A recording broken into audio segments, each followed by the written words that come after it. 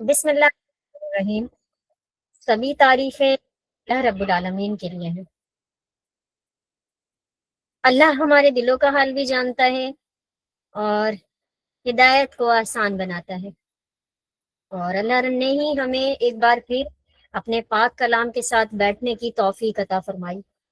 ہم اللہ تعالیٰ کا شکریہ ادا کرتے ہیں کہ اس نے ہمیں رمضان المبارک جیسے بابرکت مہینے میں دورہ قرآن کی اس محفل میں جمع فرمایا اور قرآن کو سمجھنے اور سننے کا موقع عطا کیا۔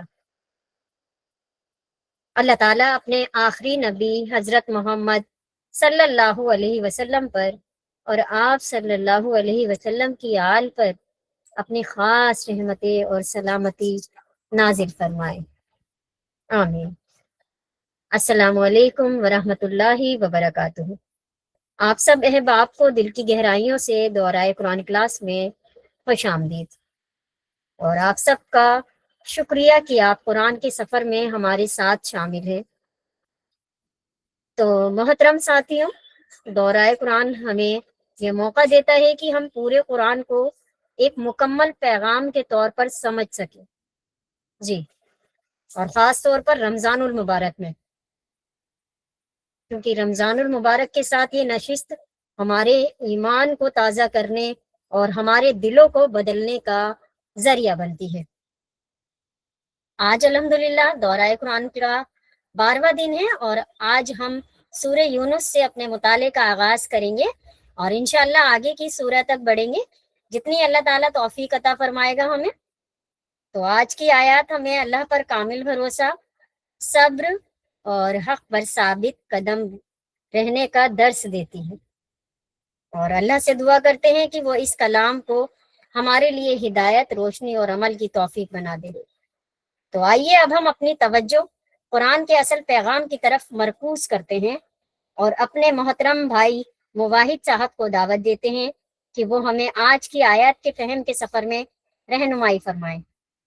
بھائی آپ سے گزارش ہے کہ بسم اللہ فرمائیں۔ السلام علیکم۔ وعلیکم السلام ورحمۃ اللہ وبرکاتہ۔ الحمد للہ رب العالمین والصلاة والسلام علی رسول الامین حسبنا اللہ ونعم الوکیل رب اشرح لی صدری ویسر لی امری واحلل عقدۃ من لسانی یفقہوا قولی۔ دورہ قرآن کے سفر میں سورہ یونس کا آج آغاز ہوگا۔ یہ قرآن میں یہ 10 نمبر کی سورہ ہے اور اس میں 109 آیت ہیں۔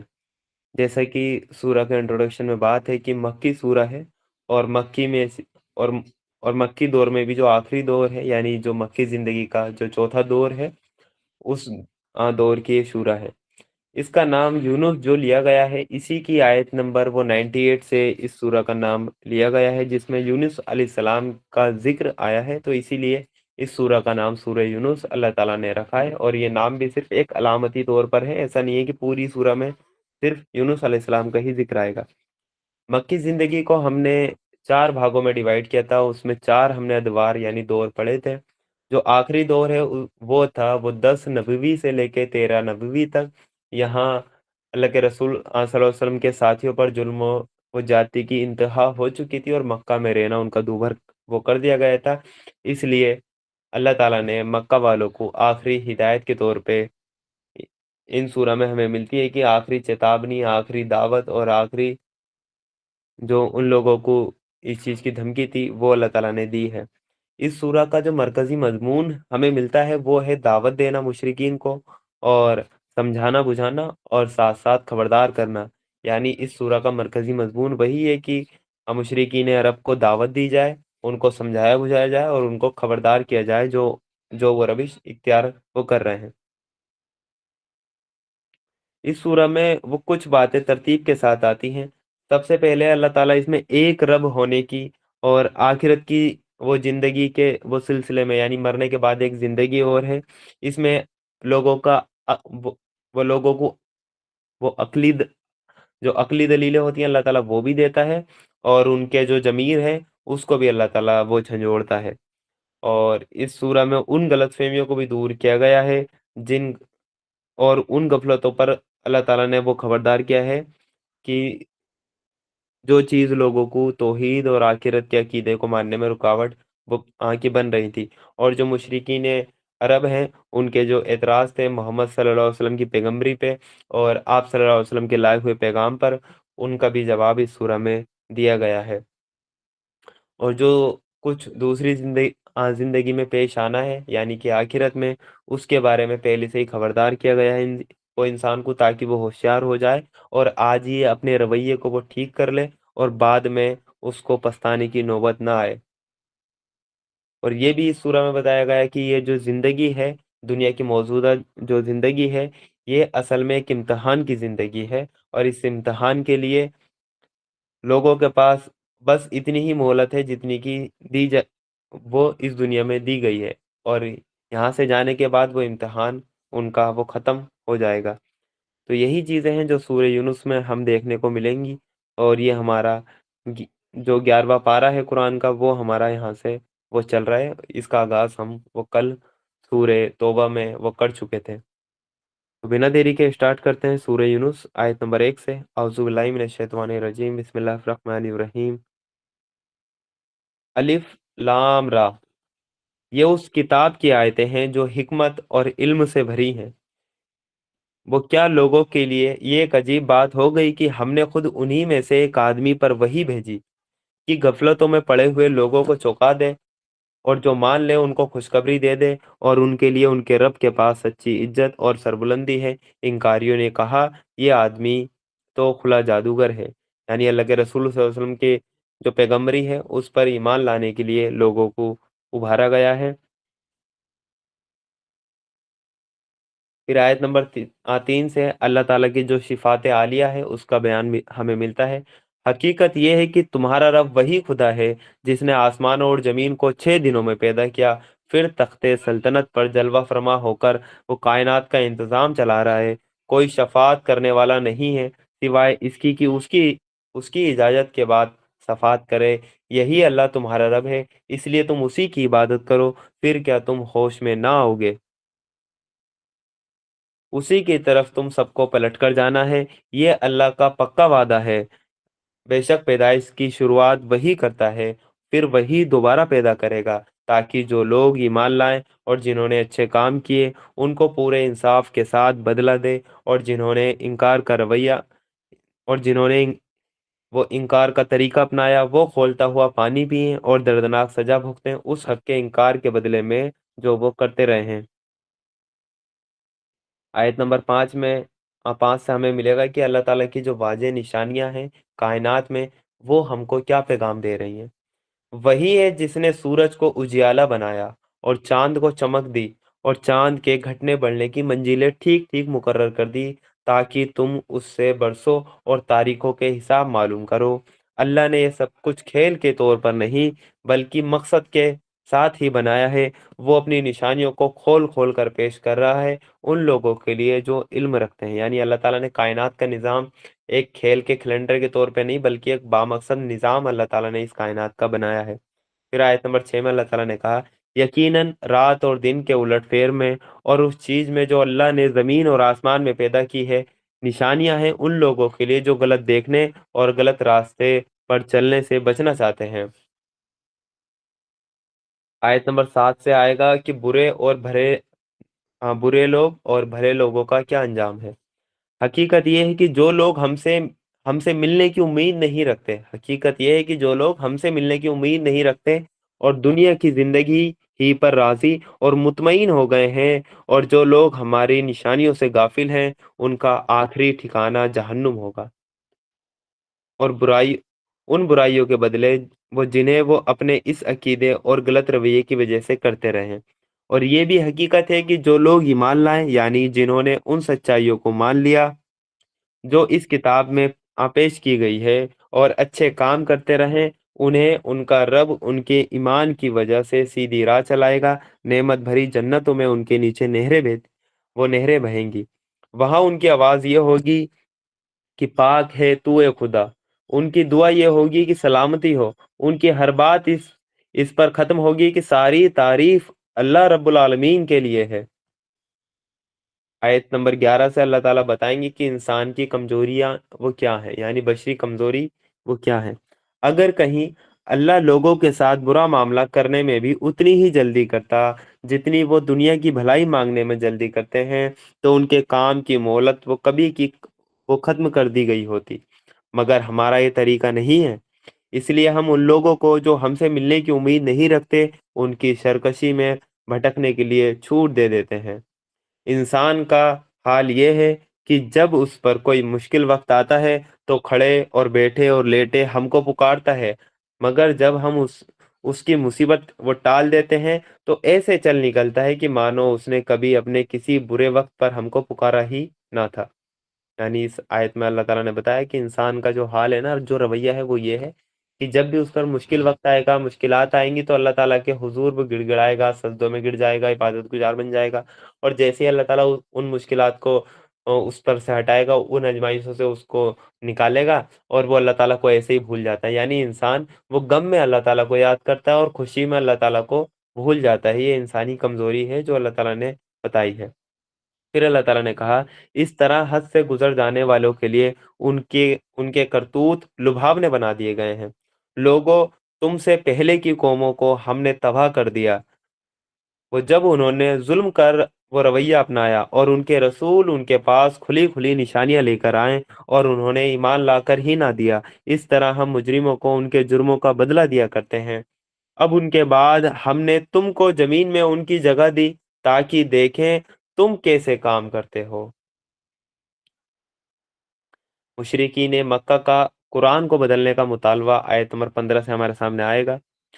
جب انہیں ہماری صاف صاف باتیں سنائی جاتی ہیں تو وہ لوگ جو ہم سے ملنے کی امید نہیں رکھتے، یعنی جو آخرت کا انکار کرتے ہیں، وہ کہتے ہیں کہ اس کے بجائے کوئی اور قرآن لاؤ اور اس میں کچھ فیر بدل کرو۔ یعنی یہ قرآن ہمیں سمجھ میں نہیں آ رہا، ہم کوئی دوسرا قرآن دو جس میں ہمارے معبودوں کا بھی ذکر ہو، ان کی بات، ان کو بھی کوئی اہمیت دی جائے۔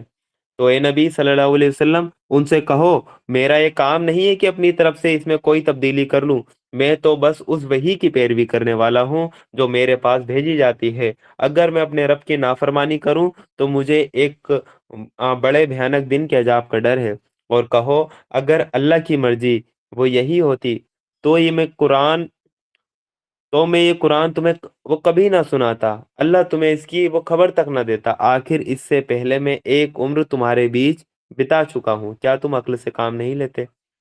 آیت نمبر 16 میں اللہ تعالیٰ نے یہ جو بات کہی ہے اللہ کے رسول صلی اللہ علیہ وسلم کے حوالے سے، آیت نمبر 16 میں، اس میں ایک دلیل ہے۔ یہ قرآن اگر اللہ تعالیٰ چاہتے تو تمہیں کبھی نہ سناتے، اور اس میں اللہ کے رسول نے ایک بات کہی کہ میں ایک عمر تمہارے بیچ بتا چکا ہوں۔ یعنی یہ اس قرآن کے حق ہونے کی مطلب کی دلیل ہے کہ میں نے اپنی عمر کا جو 40 سال کا حصہ ہے وہ تمہارے درمیان گزارا ہے۔ تم نے خود مجھے صادق اور امین پایا ہے۔ تم مجھے جانتے ہو بچپن سے کہ میں نے کہیں سے علم حاصل نہیں کیا ہے، میں پڑھا لکھا نہیں ہوں، اور میں پھر بھی ایسا کلام پیش کر رہا ہوں، تو اس کا مطلب وہ یہ ہے کہ یہ کلام واقع میں خدا کی طرف سے ہے، واقع میں خدا کی طرف سے ہے۔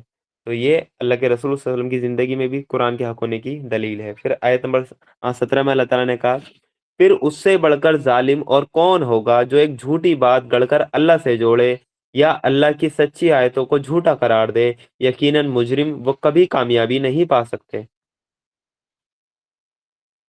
آیت نمبر 18 سے جو لوگوں کا وہ شفاعت کا ایک من گھڑت عقیدہ ہے اس کے بارے میں ذکر ہے۔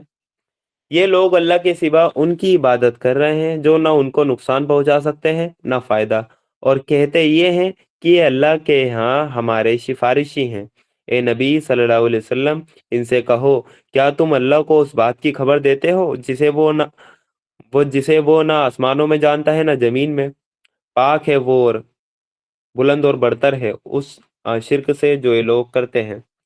شروع میں سارے انسان ایک ہی امت تھے، بعد میں انہوں نے الگ الگ عقیدے اور مسلک بنا دیے، اور اگر تیرے رب ہی کی طرف سے پہلے ہی ایک بات طے نہ کر لی گئی ہوتی تو جس چیز میں وہ آپس میں اختلاف کر رہے ہیں اس کا فیصلہ کر دیا جاتا۔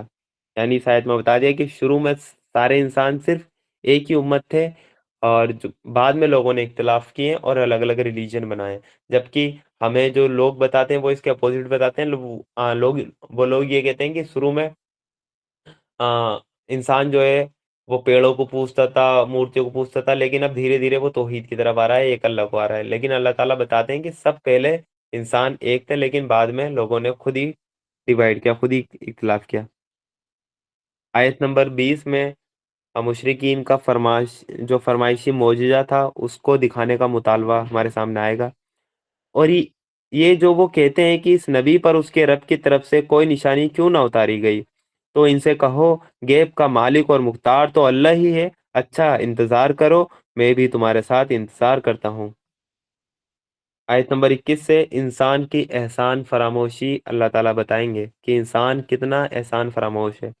लोगों का हाल ये है कि जब मुसीबत अ, लोगों का हाल ये है कि मुसीबत के बाद जब हम उनको रहमत का मजा चखाते हैं तो फौरन ही वो हमारी निशानियों के मामले में चालबाजियां शुरू कर देते हैं। इनसे कहो अल्लाह अपनी चाल में तुमसे ज्यादा तेज है, उसके फरिश्ते तुम्हारी सब मक्कारियों को लिख रहे हैं। वो अल्लाह ही है जो तुमको खुश्की और तरी यानी थल और जल में चलाता है। चुनाचे जब तुम नाव में सवार होकर मुवाफिक हवा पर खुशी खुशी वो सफर कर रहे होते हो और फिर यकायक मुखालिफ हवा का जोर होता है और हर तरफ से मौजों के थपेड़े लगते हैं और मुसाफिर वो समझ लेते हैं कि तूफान में घिर गए। उस वक्त सब अपने दीन को अल्लाह ही के लिए खालिस करके उससे दुआएं मांगते हैं कि अगर तूने हमें इस बला से नजात दे दी तो हम शुक्रगुजार बंदे बनेंगे। यानी जब मौत करीब होती है तो इंसान सिर्फ अल्लाह ताला को पुकारता है, और जैसे ही अल्लाह ताला उसको बख्श देता है, उसको जिंदगी देता है, फिर वो उसके साथ शिर्क करने लगता है।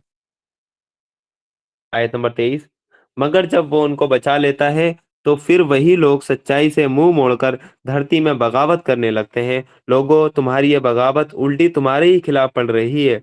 दुनिया के कुछ दिनों के मजे हैं, लूट लो, फिर हमारी तरफ तुम्हें पलटकर आना है। उस वक्त हम तुम्हें बता देंगे कि तुम क्या कुछ करते रहे हो। दुनिया की जिंदगी वो जिसके नशे में मस्त होकर तुम हमारी निशानियों से गफलत बरत रहे हो। आयत नंबर 24 में अल्लाह ताला बताएंगे कि दुनिया की जिंदगी एक खेती की तरह है।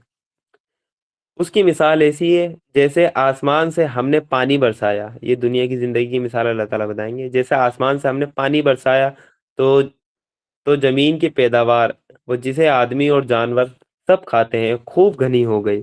फिर ठीक उस वक्त जबकि जमीन अपनी बहार पर थी और खेतियां बनी सबरी खड़ी थी, उनके मालिक समझ रहे थे कि अब हम उनसे फायदा उठाने की कुदरत रखते हैं। या कायक रात को या दिन को हमारा हुक्म आ गया और हमने उसे ऐसा गारत करके रख दिया कि मानो कल वहां कुछ था ही नहीं। इस तरह हम निशानियां खोल खोल कर पेश करते हैं उन लोगों के लिए जो सोचने और समझने वाले हैं। आयत नंबर 25 से अल्लाह ताला बताएंगे जैसा अमल वैसा बदला। तुम इस खत्म हो जाने वाली जिंदगी के धोखे में मुब्तला हो रहे हो और अल्लाह तुम्हें दारुसलाम यानी सलामती के घर की तरफ बुला रहा है।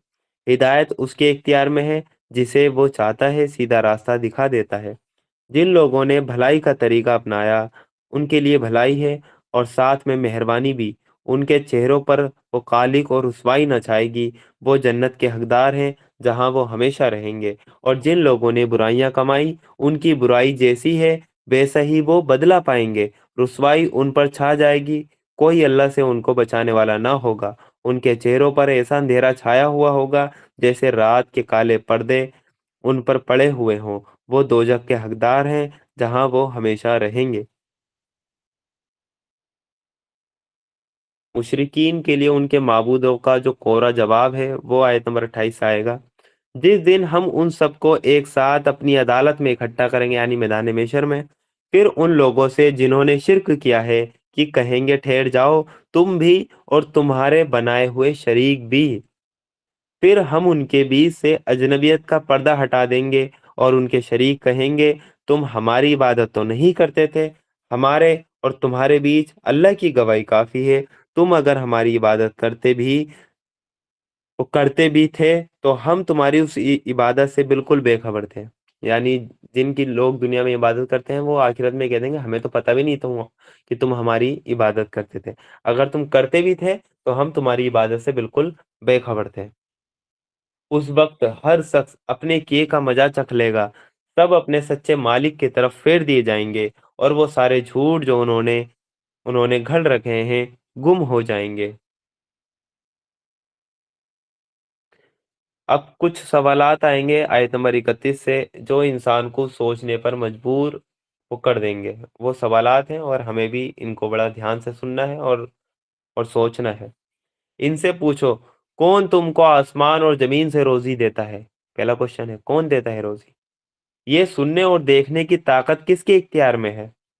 کون بے جان میں سے جاندار کو اور جاندار میں سے بے جان کو نکالتا ہے؟ کون اس دنیا کے نظام کی تدبیر کر رہا ہے؟ وہ ضرور کہیں گے کہ اللہ۔ تو کہو، پھر تم حقیقت کے خلاف چلنے سے پرہیز نہیں کرتے؟ تب تو یہی اللہ تمہارا حقیقی رب ہے۔ پھر حق کے بعد گمراہی کے سوا اور کیا باقی رہ گیا؟ آخر یہ تم کدھر پھرائے جا رہے ہو؟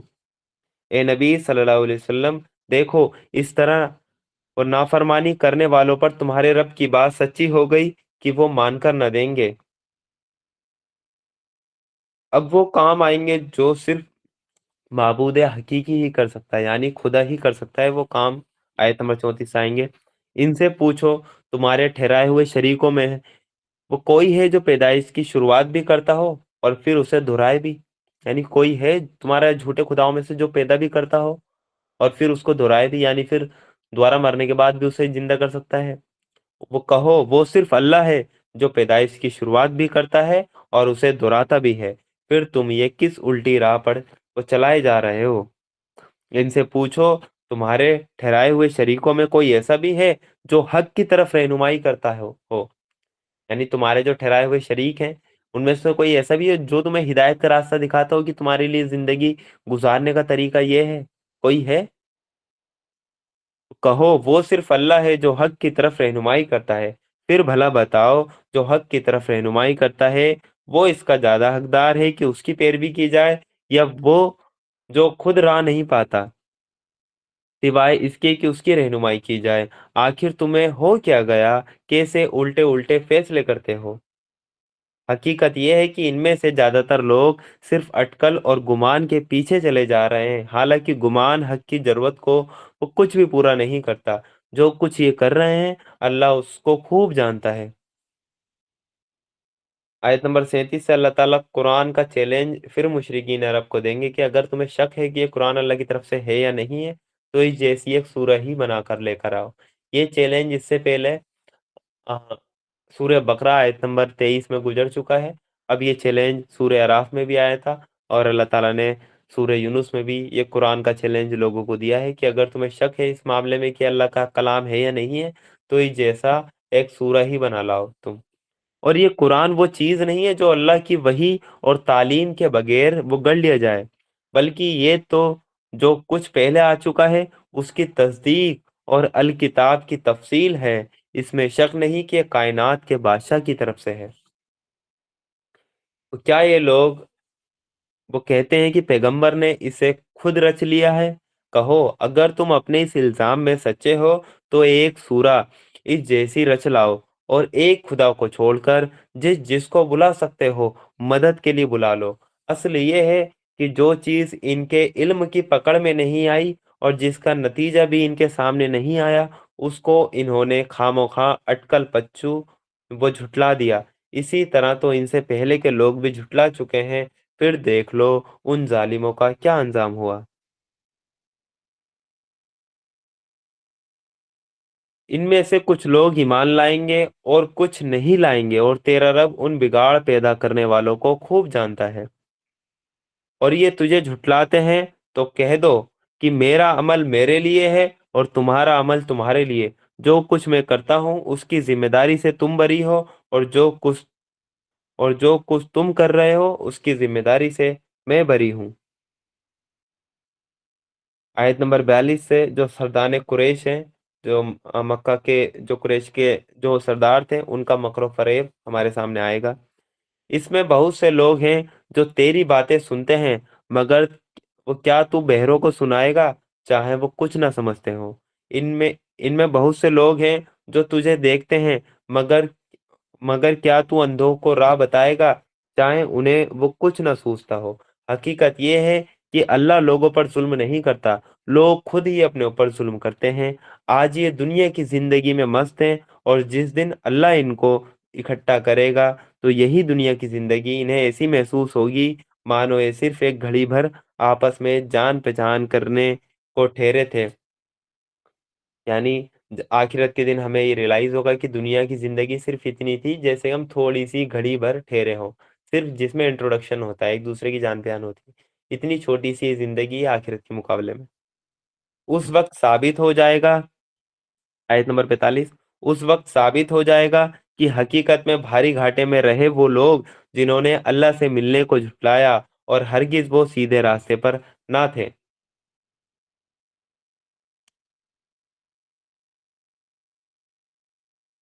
جن برے نتیجوں سے ہم تمہیں ڈرا رہے ہیں ان کا کوئی حصہ ہم تیرے جیتے جی دکھا دیں یا اس سے پہلے ہی تجھے اٹھا لیں، بہرحال انہیں آنا ہماری ہی طرف ہے، اور جو کچھ یہ کر رہے ہیں اس پر اللہ گواہ ہے۔ ہر امت کے لیے رسول ہے، پھر جب کسی امت کے پاس اس کا رسول آ جاتا ہے تو اس کا فیصلہ پورے انصاف کے ساتھ چکا دیا جاتا ہے، اس پر ذرا بھی ظلم نہیں کیا جاتا۔ آیت نمبر 48 سے اللہ کے رسول صلی اللہ علیہ وسلم کا اظہار عاجزی آئے گی۔ وہ کہتے ہیں اگر تمہاری یہ دھمکی سچی ہے تو آخر یہ کب پوری ہوگی، یعنی یہ قیامت کی دھمکی، عذاب کی دھمکی۔ تو کہو میرے اختیار میں خود اپنا فائدہ اور نقصان بھی نہیں، سب کچھ اللہ کی مرضی پر ٹکا ہے۔ ہر امت کے لیے مہلت کی ایک مدت ہے، اور جب یہ مدت پوری ہو جاتی ہے تو گھڑی بھر کے لیے بھی آگے پیچھے نہیں ہوتی۔ ان سے کہو کبھی تم نے یہ بھی سوچا کہ اگر اللہ کا عذاب اچانک رات کو یا دن کو آ جائے تو تم کیا کر سکتے ہو؟ آخر یہ ایسی کون سی چیز ہے جس کے لیے مجرم وہ جلدی مچائیں؟ وہ کیا وہ جب وہ تم پر آ پڑے اسی وقت تم اسے مانو گے؟ اب بچنا چاہتے ہو حالانکہ تم خود ہی اسے جلدی آنے کی مانگ کر رہے تھے۔ پھر ظالموں سے کہا جائے گا کہ اب ہمیشہ کے عذاب کا مزہ چکھو، جو کچھ تم کماتے رہے ہو اس کے بدلے کے سوا اور کیا بدلہ تم کو دیا جا سکتا ہے؟ پھر پوچھتے ہیں کیا حقیقت میں یہ سچ ہے جو تم کہہ رہے ہو؟ وہ کہو میرے رب کی قسم یہ بالکل سچ ہے، اور تم اتنا بلبوتا نہیں رکھتے کہ اسے ظاہر ہونے سے روک دو۔ آیت نمبر 54 سے جو دنیا دار ہیں ان کی حسرت اور بے بسی کا ذکر آئے گا۔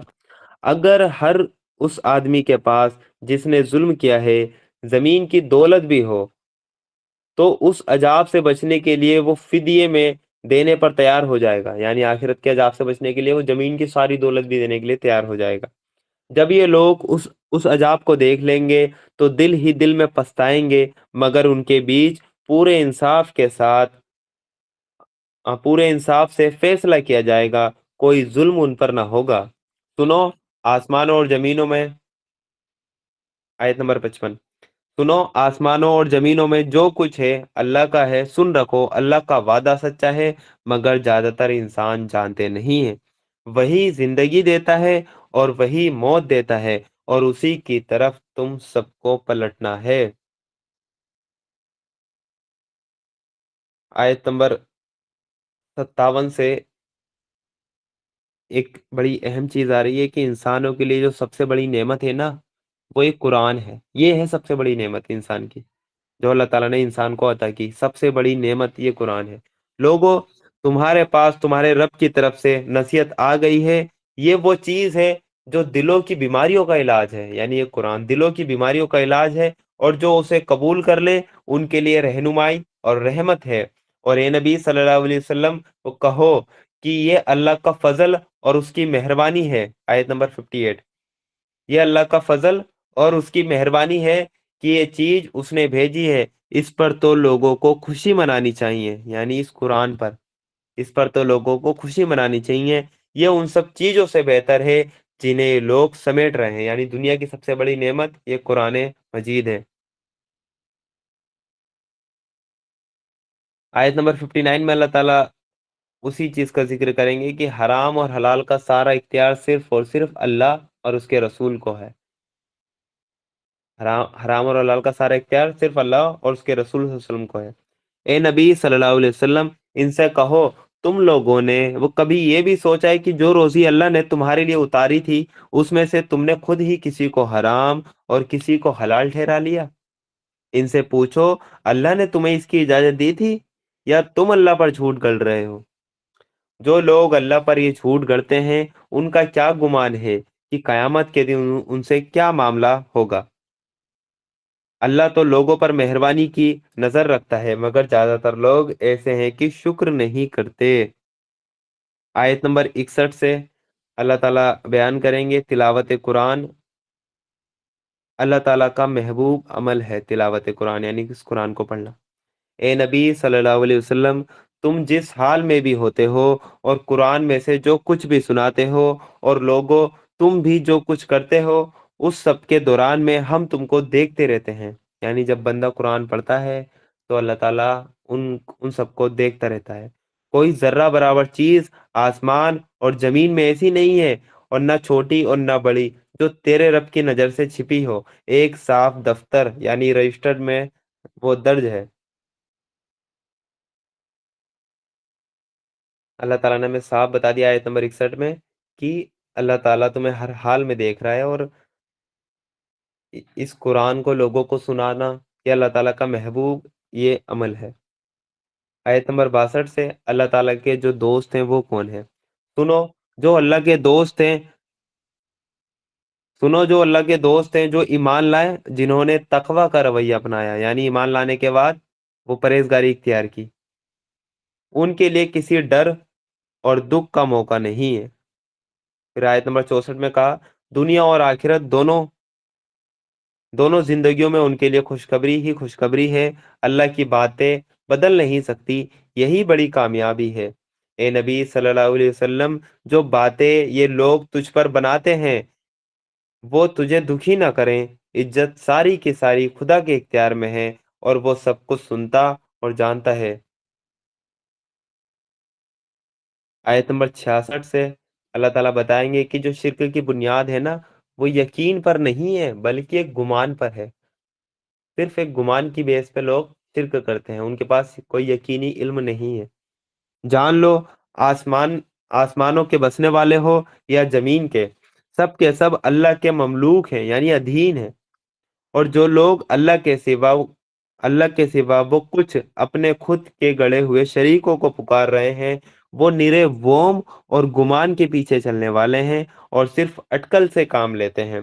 وہ اللہ ہی ہے جس نے تمہارے لیے رات بنائی کہ اس میں سکون حاصل کرو اور دن کو روشن بنایا، اس میں نشانیاں ہیں ان لوگوں کے لیے جو کھلے کانوں سے پیغمبر کے پیغام کو سنتے ہیں، یعنی رات اور دن میں کھلی کھلی نشانیاں ہیں اللہ تعالیٰ کے ہونے کی۔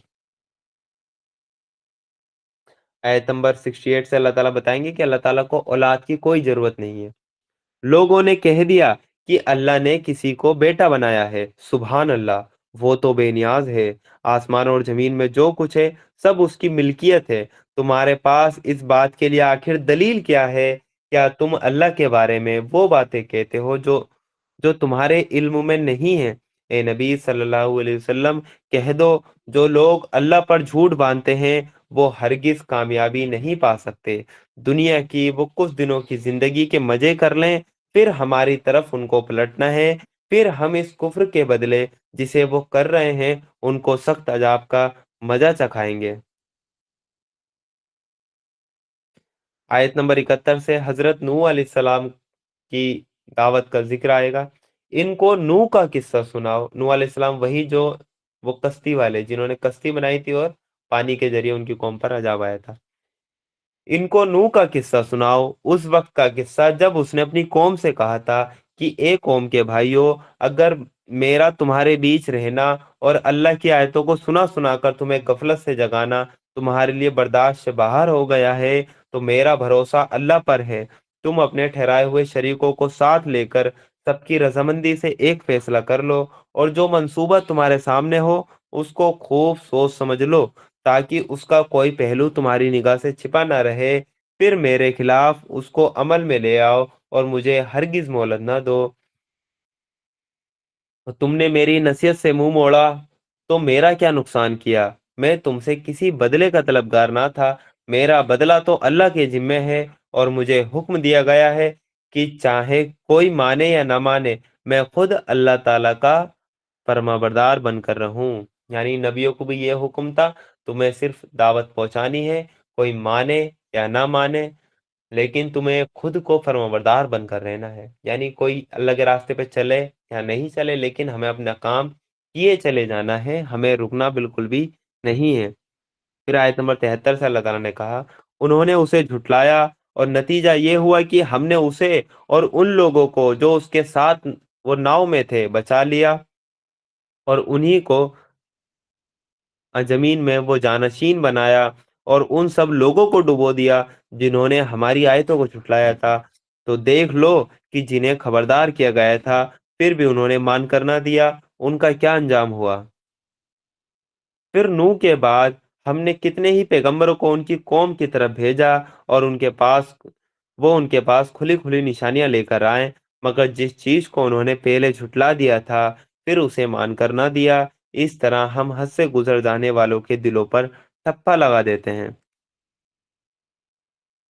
آیت نمبر 75 سے حضرت موسیٰ علیہ السلام اور فرعون، جو آل فرعون ہے، ان کی جو کشمکش ہے اس کا ذکر آئے گا۔ پھر ان کے بعد ہم نے موسیٰ اور ہارون کو اپنی نشانیوں کے ساتھ فرعون اور اس کے سرداروں کی طرف بھیجا، مگر انہوں نے ہم اپنی بڑائی کا گھمنڈ کیا اور وہ مجرم لوگ تھے۔ جب ہمارے پاس سے حق ان کے سامنے آیا تو انہوں نے کہہ دیا کہ یہ تو کھلا جادو ہے۔ موسیٰ نے کہا، تم حق کو یہ کہتے ہو جبکہ وہ تمہارے سامنے آ گیا ہے، تو کیا یہ جادو ہے؟ حالانکہ جادوگر کامیابی نہیں پایا کرتے۔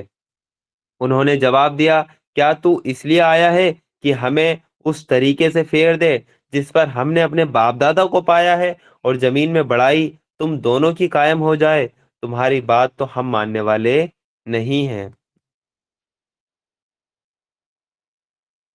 آیت نمبر 79 سے اللہ تعالیٰ بتائیں گے کہ اللہ تعالیٰ حق کا سچ ہونا ثابت کر دیتا ہے سب کے سامنے۔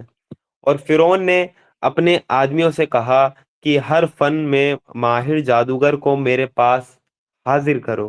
جب جادوگر آ گئے تو موسیٰ نے ان سے کہا، جو کچھ تمہیں پھینکنا ہے پھینکو۔ پھر جب انہوں نے اپنے انچھر پھینک دیے تو موسیٰ نے کہا، یہ جو کچھ تم نے پھینکا ہے یہ جادو ہے، اللہ ابھی اسے باطل کیے دیتا ہے۔ مفسدو یعنی بگاڑ پیدا کرنے والوں کے کام کو اللہ سدھرنے نہیں دیتا، اور اللہ اپنے فرمانوں سے حق کو حق کر دکھاتا ہے، چاہے مجرموں کو وہ کتنا ہی ناگوار ہو۔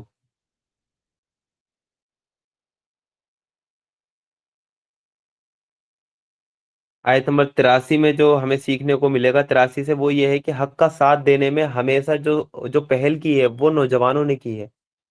یعنی اگر حق کہیں آیا ہے تو جو نوجوان ہوتے ہیں اس قوم کے، وہ اس کو سب سے پہلے قبول کرتے ہیں اس حق کو۔ اور آج بھی یہی مطلب پیٹرن ہے، اور قیامت تک یہی رہے گا۔ جو یوتھ ہے وہ اس حق کو سب سے پہلے قبول کرتی ہے جب ان پر حق واضح ہو جاتا ہے۔ پھر دیکھو کہ موسیٰ کو اس کی قوم میں سے وہ کچھ نوجوانوں کے سوا کسی نے نہ مانا۔ یعنی سب سے پہلے کون ایمان لائے؟ نوجوان۔ فرعون فرعون کے ڈر سے اور خود اپنی قوم کے بڑے لوگوں کے ڈر سے، جنہیں ڈر تھا کہ فرعون ان کو عذاب میں مبتلا کرے گا۔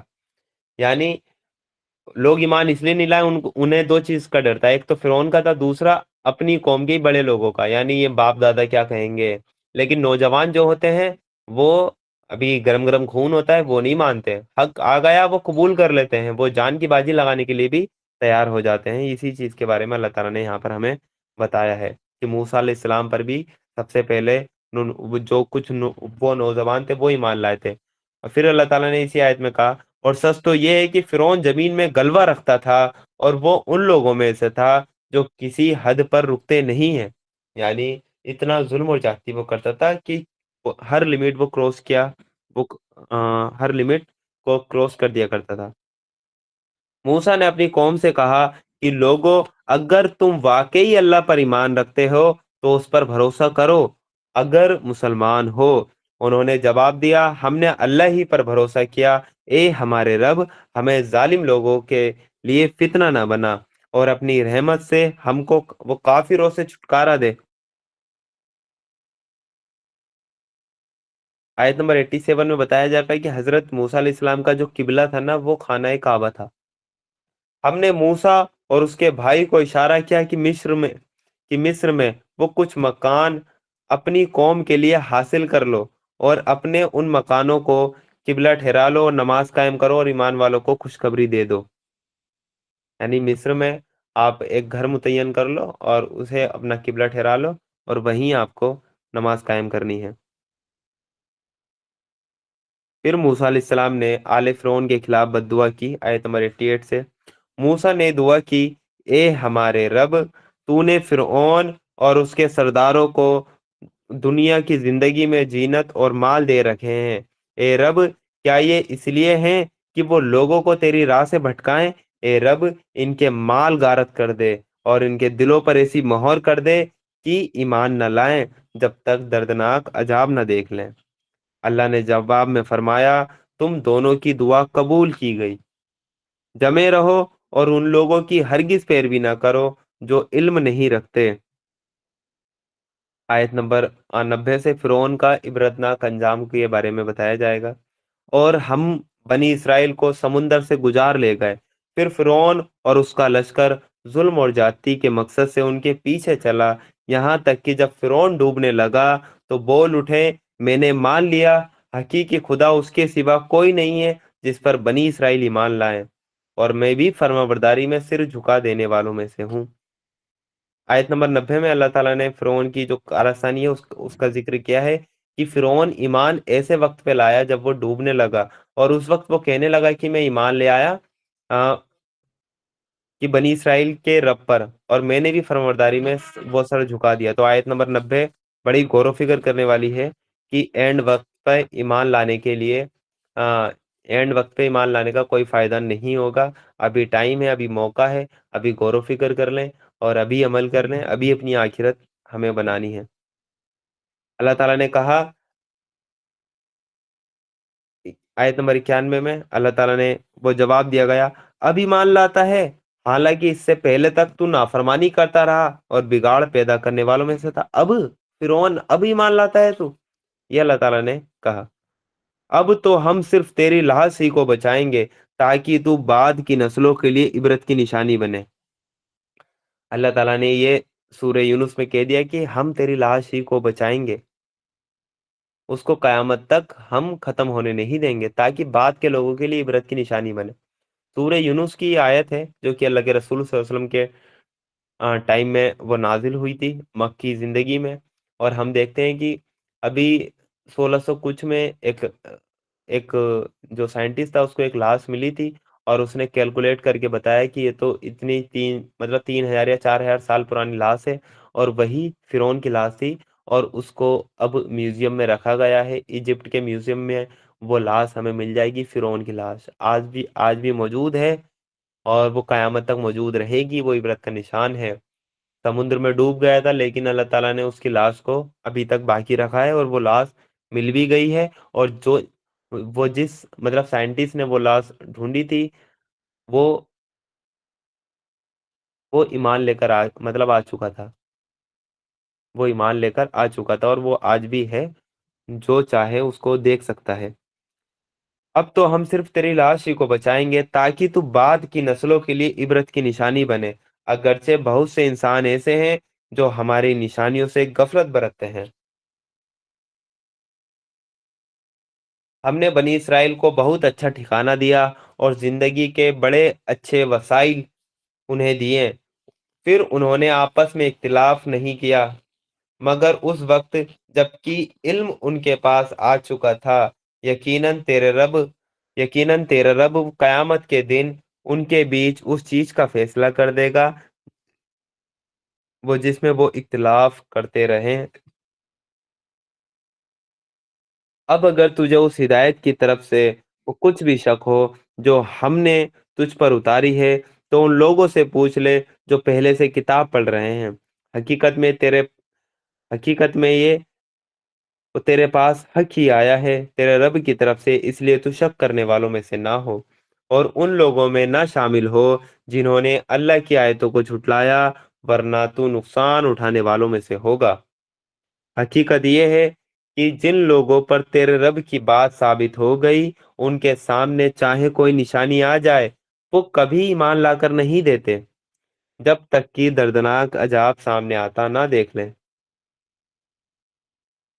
آیت نمبر 98 سے اللہ تعالیٰ یونس علیہ السلام کی قوم کا ذکر کریں گے، اور یونس علیہ السلام جو نبی تھے اپنی قوم کی طرف بھیجے گئے تھے، اور انہوں نے خوب دعوت و تبلیغ کی، ایک اللہ کی طرف بلایا، لیکن وہ قوم سے مایوس ہو گئے اور وہ اللہ تعالیٰ کا حکم آنے سے پہلے ہی اپنی قوم کو چھوڑ کر بستی سے نکل گئے کہ اس قوم پہ اب وہ اس قوم کو اب کیا مطلب کہ تبلیغ کی جائے جو اپنے نبی کی بات کو ہی نہیں سن رہی، یعنی اللہ تعالیٰ کی طرف سے ابھی حکم نہیں آیا تھا، اور وہ اپنی قوم کو خود ہی مطلب مایوس ہو کر چلے گئے کہ اب یہ ایمان نہیں لائیں گے، اس بستی کو چھوڑ کر چلے گئے۔ تو اللہ تعالیٰ کو یہ بات بڑی وہ ناپسندیدہ لگی کہ نبی میدان کیسے چھوڑ سکتا ہے جب تک کہ اللہ کی طرف سے حکم نہیں آیا ہے۔ تو یونس علیہ السلام گئے اور کشتی میں سوار ہوئے، تو اللہ تعالیٰ نے کیا کرا، اس کشتی کو ڈبو دیا، اور یونس علیہ السلام بھی پانی میں وہ ڈوب گئے، اور وہاں انہیں ایک ویل مچھلی یونس علیہ السلام کو کھا لیتی ہے، اور یونس علیہ السلام اس ویل مچھلی کے پیٹ میں چلے جاتے ہیں، اور پھر انہیں ریئلائز ہوتا ہے کہ میں اپنی قوم کو چھوڑ آیا تھا، اس لیے اللہ تعالیٰ کی طرف سے یہ مجھ پر یہ آزمائش آئی ہے، اور پھر انہوں نے مچھلی کے پیٹ سے دعا کری کہ لا الہ الا انت سبحانک انی کنت من الظالمین، کہ بے شک اے اللہ تعالیٰ تیرے سوا کوئی معبود برحق نہیں، اور بے شک میں ہی خطا کاروں میں سے ہوں، بے شک میں ہی خطا کاروں میں سے ہوں۔ اور اللہ کے رسول صلی اللہ علیہ وسلم فرماتے ہیں کہ اگر یونس مچھلی کے پیٹ میں یہ دعا نہیں کرتا تو قیامت کے دن تک وہ مچھلی کے پیٹ میں ہی رہتا، وہ مچھلی کے پیٹ سے نہیں نکلتا اگر یہ دعا نہیں کرتا۔ اور پھر اس دعا کے بارے میں اللہ کے رسول نے ہمیں بتایا کہ اس دعا کے ساتھ جو بندہ بھی دعا مانگے گا اللہ تعالیٰ اس کی دعا کو قبول کرے گا، یعنی یہ دعا اتنی برکت والی یہ دعا اللہ تعالیٰ نے رکھی ہے۔ اب یونس علیہ السلام کی قوم کی مثال ہی مطلب یہاں سے آئے گی آیت نمبر 98 سے۔ اور یونس علیہ السلام کے جانے کے بعد ان کی قوم نے دیکھا، اور وہ پھر مطلب توبہ کر کے وہ ایمان لے کر آ گئی تھی قوم، یعنی وہ یونس علیہ السلام نا امید ہو کر چھوڑ کر چلے گئے تھے، لیکن بعد میں قوم نے دیکھا کہ عذاب کے آثار ہمیں لگ رہے ہیں، اور اس کو دیکھ کر انہوں نے ترنت توبہ کر لی پوری قوم نے، اور وہ پھر ایمان والے ہو گئے تھے۔ تو یہی ذکر آیت نمبر 98 سے آئے گا۔ پھر کیا ایسی کوئی مثال ہے کہ ایک بستی عذاب دیکھ کر ایمان لائی ہو اور اس کا ایمان اس کے لیے فائدہ مند ثابت ہوا ہو؟ یعنی اللہ تعالیٰ کہہ رہے ہیں کوئی بستی ایسی ہے جو عذاب کے آثار دیکھ کے ایمان لے آئی ہو اور اس کا ایمان اس کے لیے ثابت ہوا ہو۔ یونس کی قوم کے سوا اس کی کوئی مثال نہیں، صرف یونس علیہ السلام کی قوم تھی جو پوری کی پوری انہوں نے توبہ کر لی تھی، اس کے سوا کوئی مثال نہیں۔ وہ قوم جب ایمان لے آئی تھی تو البتہ ہم نے اس پر سے دنیا کی زندگی میں رسوائی کا عذاب ٹال دیا تھا، اور اس کو ایک مدت تک زندگی سے فائدہ اٹھاتے رہنے کا موقع دے دیا تھا۔ اگر تیرے رب کی مرضی یہ ہوتی کہ زمین میں سب ایمان والے کی کہ زمین میں سب ایمان والے اور فرمانبردار ہی ہوں تو سارے زمین والے ایمان لے آئے ہوتے، پھر کیا تو لوگوں کو مجبور کرے گا کہ وہ ایمان والے ہو جائیں؟ آیت نمبر 99 میں اللہ تعالیٰ نے انسانوں کو سوچ بچار میں ڈالا ہے کہ اگر اللہ تعالیٰ کی مرضی یہی ہوتی کہ سب ایمان والے ہو جائیں، سب ایمان ہی لے آئیں، تو کیا زمین میں کوئی بستا؟ لیکن اللہ تعالیٰ نے کیا، پھر کیا تم لوگوں کو مجبور کرو گے کہ وہ ایمان لے آئیں؟ جب اللہ تعالیٰ کی مرضی یہ نہیں کہ ہمیں زبردستی کا ایمان چاہیے، تو پھر تم کیوں سوچ رہے ہو؟ آپ کا جو کام ہے آپ کو وہ کیے چلے جانا ہے، چاہے کوئی آئے یا نہیں آئے، کوئی آپ کی بات سنے یا نہیں سنے، کوئی آپ کا ساتھ دے یا نہ دے، لیکن آپ کو اپنا کام کیے چلے جانا ہے۔ آیت نمبر 99 بڑی سوچ اور بچار کرنے والی ہے ہمارے لیے۔ پھر اللہ تعالیٰ نے کہا کوئی جاندار اللہ کی اجازت کے بنا ایمان نہیں لا سکتا، اور اللہ کا یہ طریقہ ہے کہ جو لوگ عقل سے کام نہیں لیتے وہ ان پر گندگی ڈال دیتا ہے۔ آیت نمبر 101 سے اللہ تعالیٰ بتائیں گے کہ ایمان جو ہے اللہ تعالیٰ کی آیتوں پر غور و فکر کرنے سے حاصل ہوتا ہے، اللہ تعالیٰ کی نشانیوں پر غور و فکر کرنے سے۔ نشانیاں وہ کائنات میں بھی اللہ تعالیٰ کی نشانیاں اس پہ غور و فکر کریں گے تو بھی ایمان حاصل ہوگا، اور یہ جو قرآن ہے اس پہ غور و فکر کرو گے تو بھی ایمان حاصل ہوگا۔ ان سے کہو وہ زمین اور آسمان میں جو کچھ ہے اسے آنکھ کھول کر دیکھو، اور جو لوگ ایمان لانا ہی نہیں چاہتے ان کے لیے نشانیاں اور خبردار کرنا آخر کیا فائدے مند ہو سکتا ہے؟ اب یہ لوگ اس کے سوا اور کس چیز کے انتظار میں ہیں کہ وہی برے دن دیکھیں جو ان سے پہلے وہی برے دن دیکھیں جو ان سے پہلے وہ گزرے ہوئے لوگ دیکھ چکے ہیں۔ ان سے کہو اچھا انتظار کرو، میں بھی تمہارے ساتھ انتظار کرتا ہوں۔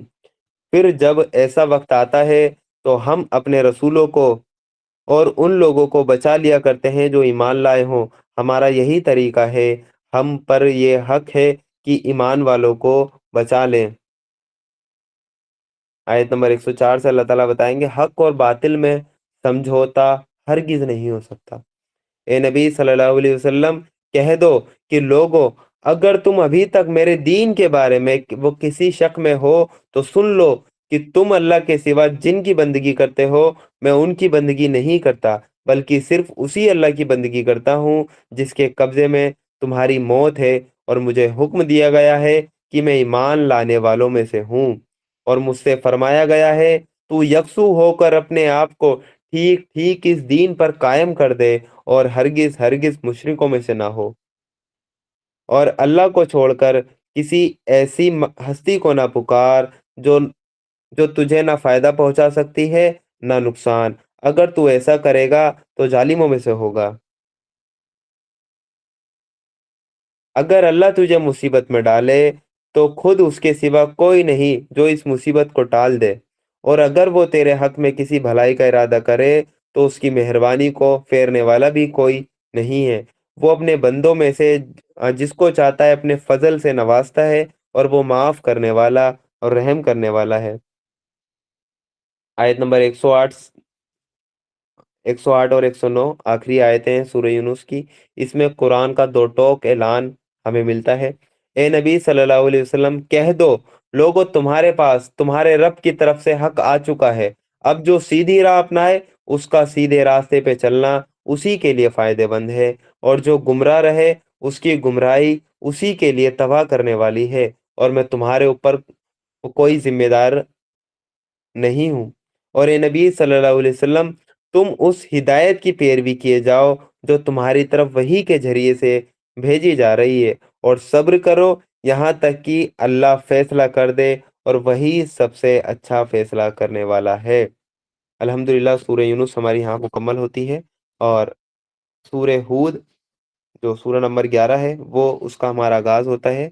اس میں 123 آیتیں ہیں، اور یہ بھی مکی مکی زندگی میں جو آخری دور ہے سورہ یونس کے بعد ہی یہ سورہ نازل ہوئی ہے۔ اور حدیث میں آتا ہے کہ حضرت ابو بکر نے اللہ کے رسول صلی اللہ علیہ وسلم سے کہا کہ میں دیکھتا ہوں کہ آپ بوڑھے ہوتے جا رہے ہیں، اس کی اس کی کی وجہ کیا ہے، اس کا ریزن کیا ہے؟ تو جواب میں اللہ کے رسول صلی اللہ علیہ وسلم نے فرمایا مجھ کو سورہ ہود اور اس جیسے مضمون والی صورتوں نے بوڑھا کر دیا۔ یعنی ان سورہ میں اللہ تعالیٰ کا عذاب آیا ہے قوموں پر، اس لیے اللہ کے رسول صلی اللہ علیہ وسلم نے کہا کہ مجھے سورہ ہود اور ان جیسی مضمون والی سورہ نے بوڑھا کر دیا۔ تو اس سے اندازہ ہوتا ہے کہ اللہ کے رسول صلی اللہ علیہ وسلم اللہ کے رسول صلی اللہ علیہ وسلم کے لیے وہ زمانہ وہ کتنا سخت تھا، جو آخری دور تھا وہ کتنا سخت تھا۔ جبکہ ایک طرف تو وہاں پہ کیا تھے، جو قریش تھے، وہ اسلام جو دشمن تھے، وہ تمام ہتھیاروں سے حق کی دعوت کو وہ کچل دینے کی وہ کوشش کر رہے تھے، اور دوسری طرف اللہ کی طرف سے عذاب کی لگاتار وہ خبریں مل رہی تھی۔ یعنی ایک طرف وہ قریش تھے جو اپنی روش سے باز نہیں آ رہے تھے، وہ حق کو کچلنا چاہتے تھے، دوسری طرف اللہ تعالیٰ ایسی صورتیں نازل کر رہا تھا جس میں عذاب کا ذکر تھا۔ تو اللہ کے رسول صلی اللہ علیہ وسلم کو یہ ڈر تھا کہ میری قوم پہ عذاب نہ آ جائے اللہ تعالیٰ کا، یہ میری بات مان کر نہیں دے رہی۔ تو اس لیے اللہ کے رسول صلی اللہ علیہ وسلم نے فرمایا مجھے سورہ ہود اور اس جیسے مضمون والی صورتوں نے بوڑھا کر دیا ہے۔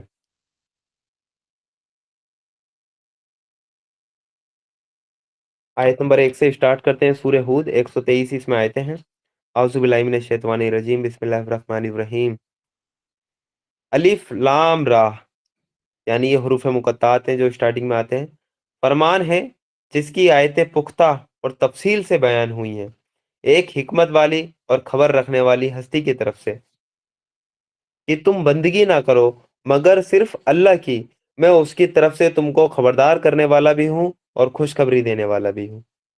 اور یہ کہ تم اپنے رب سے معافی چاہو اور اس کی طرف پلٹ آؤ تو وہ ایک خاص مدت تک تم کو اچھا سامان زندگی دے گا اور ہر صاحب فضل کو اس کا فضل عطا کرے گا۔ لیکن اگر تم منہ پھیرتے ہو تو میں تمہارے حق میں ایک ہولناک دن کے عذاب سے ڈرتا ہوں۔ تم سب کو اللہ کی طرف پلٹنا ہے اور وہ سب کچھ کر سکتا ہے۔ دیکھو یہ لوگ اپنے سینوں کو موڑتے ہیں تاکہ اس سے چھپ جائیں۔ وہ خبردار، جب یہ کپڑوں سے اپنے آپ کو ڈھانپتے ہیں، اللہ ان کے چھپے کو بھی جانتا ہے اور کھلے کو بھی۔ وہ تو ان بھیدوں کو بھی جانتا ہے جو سینوں میں ہیں۔ یہاں آیت نمبر 5 پہ الحمدللہ ہمارے قرآن کے 11 پارے مکمل ہو چکے ہیں، اور آیت نمبر 6 سے ہمارا پارہ نمبر 12 سٹارٹ ہوگا، آیت نمبر 6 سے۔ اور آیت نمبر 6 میں جو مضمون ہے وہ یہی ہے کہ اللہ تعالیٰ کے ذمے ہر مخلوق کا رزق ہے۔ اعوذ باللہ من الشیطان الرجیم، بسم اللہ الرحمن الرحیم۔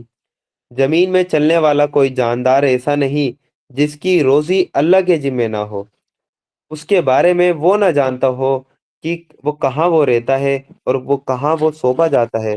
سب کچھ ایک صاف دفتر میں درج ہے۔ یعنی اللہ تعالیٰ ہر کسی کے رزق سے واقف ہے، ہر مخلوق کو وہ رزق پہنچاتا ہے، ہر کسی کو وہ جانتا ہے۔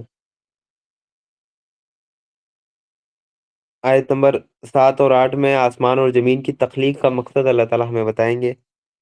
اور وہی ہے جس نے آسمان اور زمینوں کو 6 دنوں میں پیدا کیا، جبکہ اس سے پہلے اس کا عرش پانی پر تھا، تاکہ تم کو آزما کر دیکھے کہ تم میں کون بہتر عمل کرنے والا ہے۔ یعنی آسمان اور زمینوں کو اللہ تعالیٰ نے اس لیے بنایا تاکہ وہ دیکھے، وہ ٹیسٹ کرے کہ انسانوں میں سے کون بہتر عمل کرنے والا ہے، اور ان کو اس کی جزا دے، اور جو اس کی آزمائش میں فیل ہو ان کو اللہ تعالیٰ عذاب دے۔ اس لیے اللہ تعالیٰ نے تخلیق کیا ہے تاکہ تم کو آزما کر دیکھے کہ تم میں کون بہتر عمل کرنے والا ہے۔ اب اگر اے نبی صلی اللہ علیہ وسلم تم کہتے ہو کہ لوگوں مرنے کے بعد تم دوبارہ اٹھائے جاؤ گے، تو حق کے انکاری فوراً بول اٹھتے ہیں یہ تو کھلی جادوگری ہے۔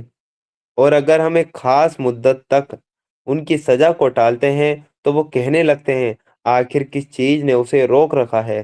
سنو، جس دن اس سزا کا وقت آ گیا تو وہ کسی کے پھیر نہ پھر سکے گا، اور وہی چیز ان کو گھیرے گی جس کا وہ مذاق اڑا رہے ہیں۔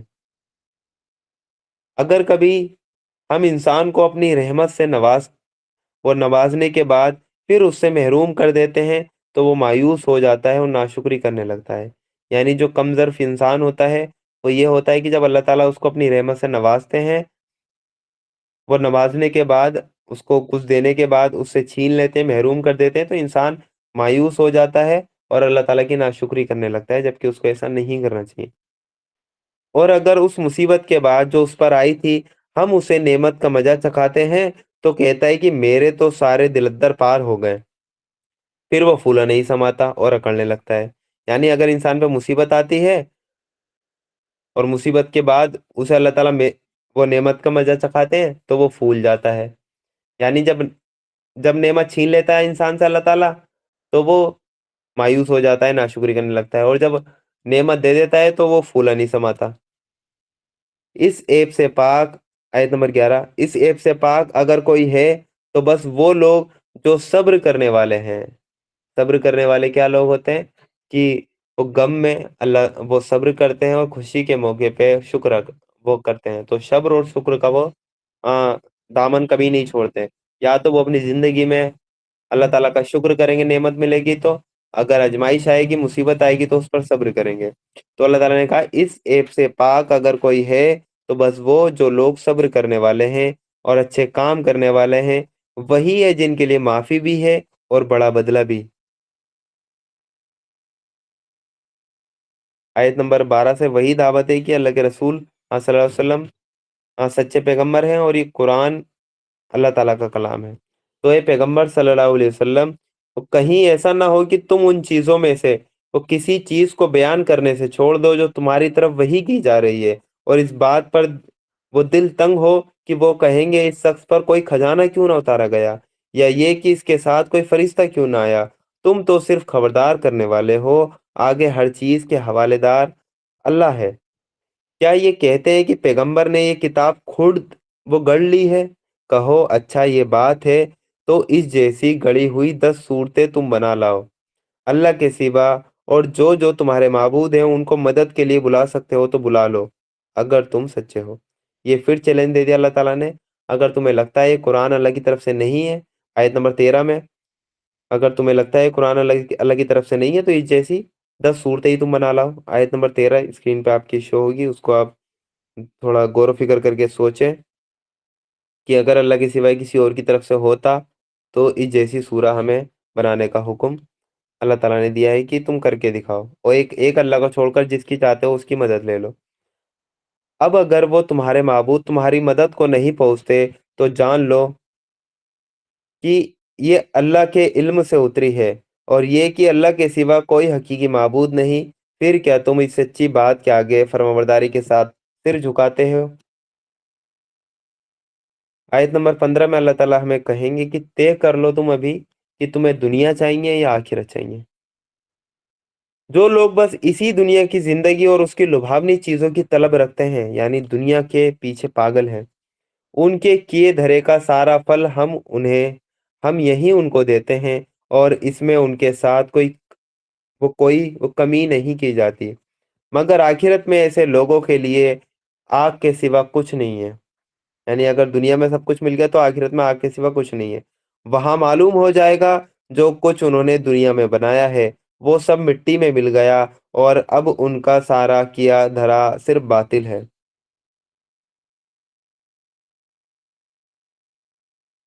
آیت نمبر 17 میں اللہ تعالیٰ بتائیں گے جو لوگ قرآن مجید پر ایمان لے کر آئیں وہی سلیم الفطرت لوگ ہیں، یعنی ان کا ضمیر وہ زندہ ہے، وہ فطرت اپنی اپنی وہ مطلب فطرت پہ ہیں، اسی فطرت پہ جس پر اللہ تعالیٰ نے ان کو پیدا کیا ہے۔ پھر بھلا وہ شخص جو اپنے رب کی طرف سے ایک صاف گواہی رکھتا تھا، اس کے بعد ایک گواہ بھی پالنہار کی طرف سے اس گواہی کی تائید میں آ گیا، یعنی ایک گواہی تو وہ اپنی فطرت میں رکھتا تھا کہ خدا ایک ہے، اور دوسری گواہی کون آئی؟ پیغمبر کی، یعنی پیغمبر بھی اسی طرف لوگوں کو بلانے لگا۔ تو پھر بھلا وہ شخص جو اپنے رب کی طرف سے ایک صاف گواہی رکھتا تھا اپنی فطرت میں، اس کے بعد ایک گواہ بھی پالنہار کی طرف سے اس گواہی کی تائید میں آ گیا، یعنی کہ رسول اور پیغمبر، اور پہلے موسیٰ کی کتاب رہنما اور رحمت کے طور پر آئی ہوئی بھی موجود تھی، کیا وہ بھی دنیا پرستوں کی طرح اس سے انکار کر سکتا ہے؟ ایسے لوگ تو اس پر ایمان ہی لائیں گے، اور انسانی گروہ میں سے جو کوئی اس کا انکار کرے تو اس کے لیے وہ جس جگہ کا وعدہ ہے وہ دوزخ ہے۔ اس لیے پیغمبر صلی اللہ علیہ وسلم تم اس چیز کی طرف سے کسی شک میں نہ پڑنا، یہ حق ہے تمہارے رب کی طرف سے، مگر زیادہ تر لوگ نہیں جانتے۔ اور اس آدمی سے بڑھ کر ظالم اور کون ہوگا جو اللہ پر جھوٹ گڑے؟ ایسے لوگ اپنے رب کے سامنے پیش ہوں گے، اور گواہ گواہی دیں گے کہ یہ ہے وہ لوگ جنہوں نے اپنے رب پر جھوٹ گڑا تھا۔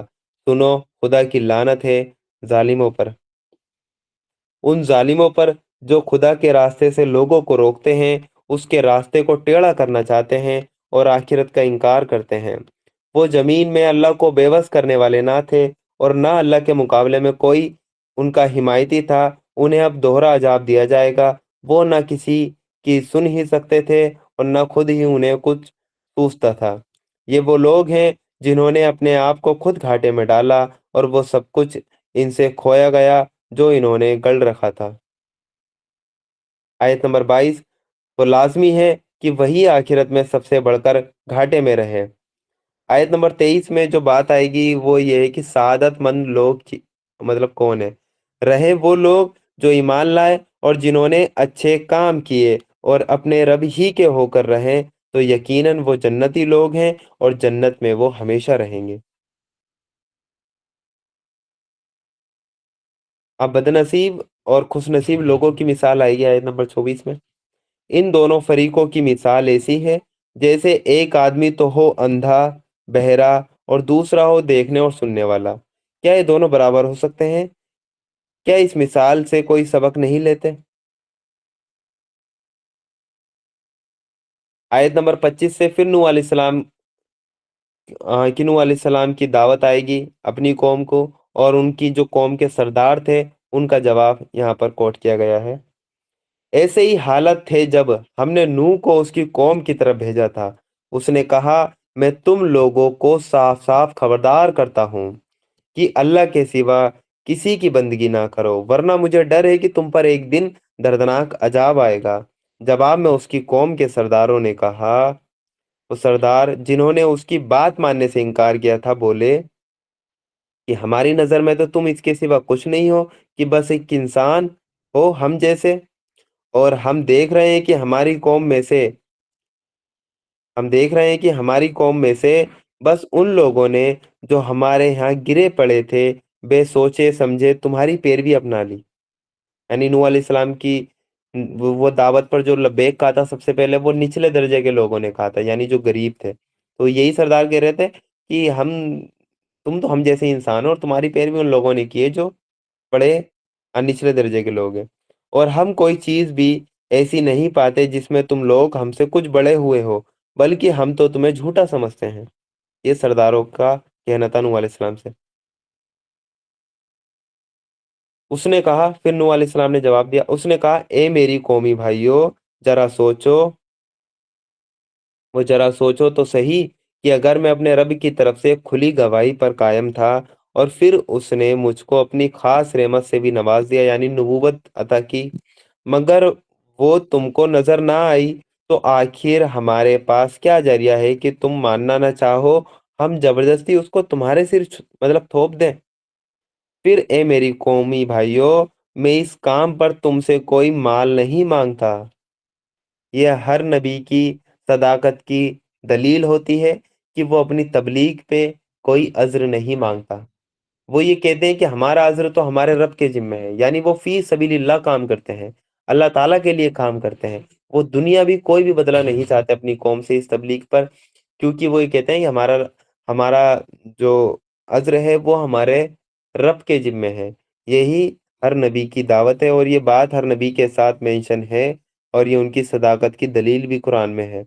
تو اے میری قومی بھائیوں، اس کام پر تم سے کوئی مال نہیں مانگتا، میرا بدلہ تو اللہ کے ذمہ ہے، اور میں ان لوگوں کو دھکے دینے سے بھی رہا جنہوں نے میری بات مانی ہے، وہ آپ ہی اپنے رب کے پاس جانے والے ہیں، مگر میں دیکھتا ہوں تم لوگ وہ ناسمجھی دکھا رہے ہیں، ناسمجھی دکھا رہے ہو۔ یعنی نوح علیہ السلام نے کہا میں ان لوگوں کو تو دھکا دینے والا نہیں ہوں جو مجھ پر ایمان لے آئے، چاہے وہ غریب ہیں، چاہے وہ نچلے درجے کے لوگ ہیں تمہارے، لیکن اسلام میں تو کوئی وہ کاسٹ سسٹم ہے نہیں۔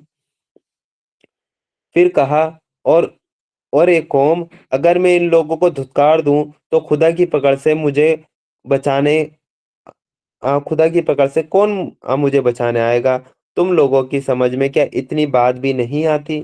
اور میں تم سے نہیں کہتا کہ میرے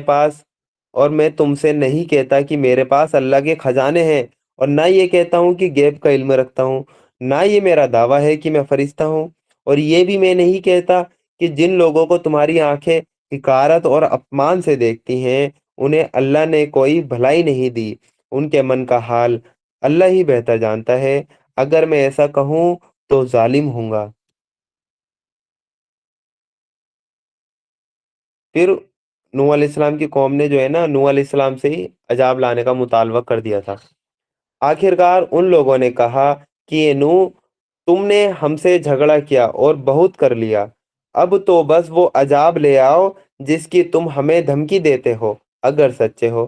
نوح نے جواب دیا، وہ تو اللہ ہی لائے گا اگر چاہے گا، اور تم اتنا بلبوتا نہیں رکھتے کہ اسے روک دو۔ اب اگر میں تمہارا کچھ بھلا کرنا بھی چاہوں تو میرا بھلا چاہنا وہ تمہیں کوئی فائدہ نہیں دے سکتا، جبکہ اللہ ہی نے تمہیں بھٹکا دینے کا ارادہ کر لیا ہو، وہی تمہارا رب ہے اور اسی کی طرف تمہیں پلٹنا ہے۔ اے نبی صلی اللہ علیہ وسلم، کیا یہ لوگ کہتے ہیں کہ اس آدمی نے سب کچھ وہ خود گڑھ لیا ہے؟ ان سے کہو، اگر میں نے یہ خود گڑھا ہے تو مجھ پر اپنے جرم کی ذمہ داری ہے، اور جو جرم تم کر رہے ہو اس کی ذمہ داری سے میں بری ہوں۔ جو لوگ اہل حق کا مذاق اڑاتے ہیں ان کا کیا انجام ہے، وہ آیت نمبر 36 سے آئے گا۔ नूह पर वही की गई कि तुम्हारी कौम में से जो लोग ईमान ला चुके, बस वो ला चुके, अब कोई मानने वाला नहीं है।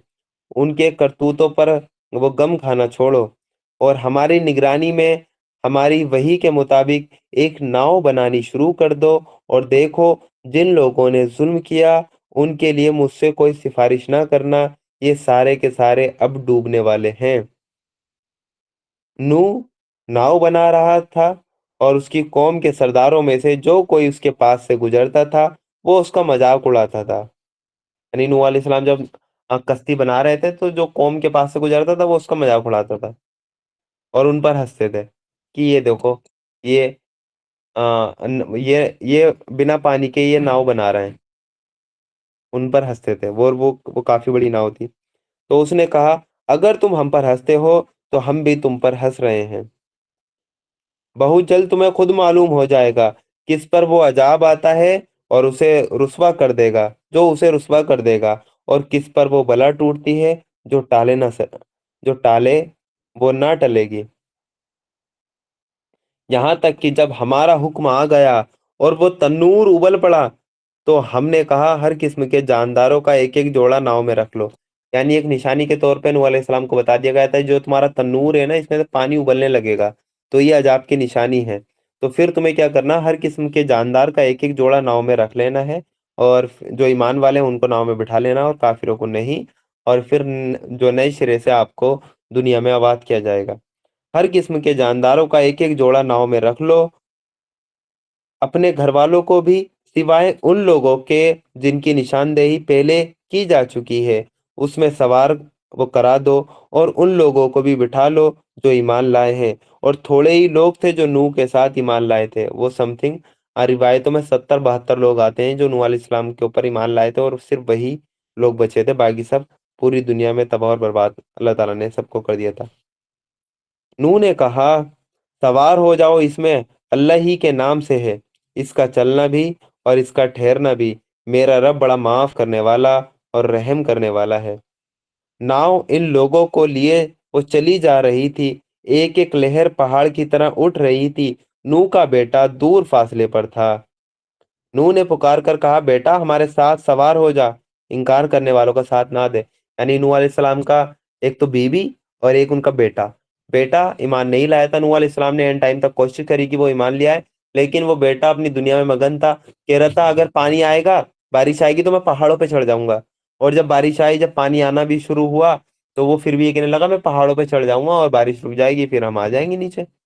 तो नूह अलैहिस्सलाम पुकार पुकार के कह रहे थे कि बेटा देख ले, अल्लाह का अजाब है, मान जा। लेकिन वो मानने वाला नहीं था और वो काफिरों में शामिल होकर रहा। उसने पलटकर जवाब दिया, मैं अभी एक पहाड़ पर वो चढ़ जाता हूँ, वो कि चढ़ जाता हूँ जो मुझे पानी से बचा लेगा, नूह अलैहिस्सलाम के बेटे ने।